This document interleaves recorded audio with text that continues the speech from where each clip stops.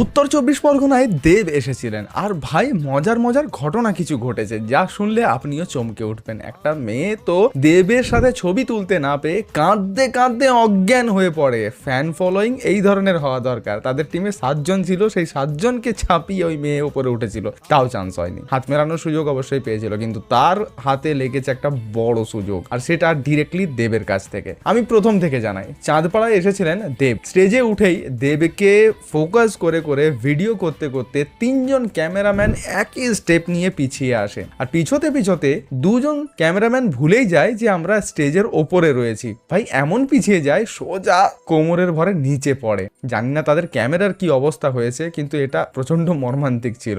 দেব সাথে সাথে দেখে মাথায় হাত, ভাই একটু সাবধানে একটু সাবধানে, খোঁজ খবরও নিয়ে নেয় সাথে সাথেই ওই মুহূর্তেই যে তোমরা ঠিক আছো তো। হয়তো তারা জানায় যে ঠিক আছে, তারপর দেব আবার কন্টিনিউ করে নিজের শো, যেটা ভোট প্রচারের জন্য এসেছিল।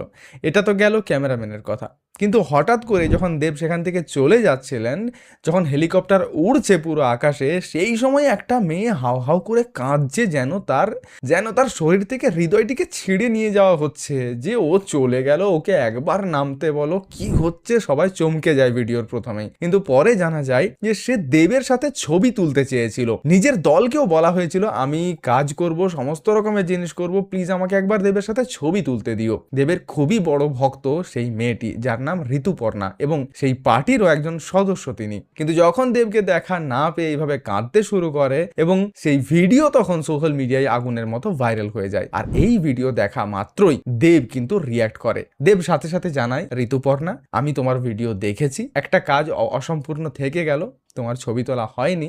আমি তোমাকে কথা দিচ্ছি 4 তারিখের পর তুমি আমার অফিস এসো, আমি তোমার সাথে দেখা করব খুব শীঘ্রই। এবার ভাবুন, একটা খারাপ মুহূর্ত অবশ্যই পেয়েছিল। বলে না ভগবান যা করে ভালোর জন্যই করে। এই মেয়েটার জন্য তার দেবকে দেখার একবার ইচ্ছে ছিল, কিন্তু তার অফিসে ঢুকে যে তার সাথে দেখা করতে পারবে হয়তো সে ভেবে ওঠেনি এর আগে, কিন্তু সেই সুযোগও এখন পেয়ে গেল। এই বিষয়ে আপনার কি মন্তব্য কমেন্টে নিশ্চয়ই জানাবেন।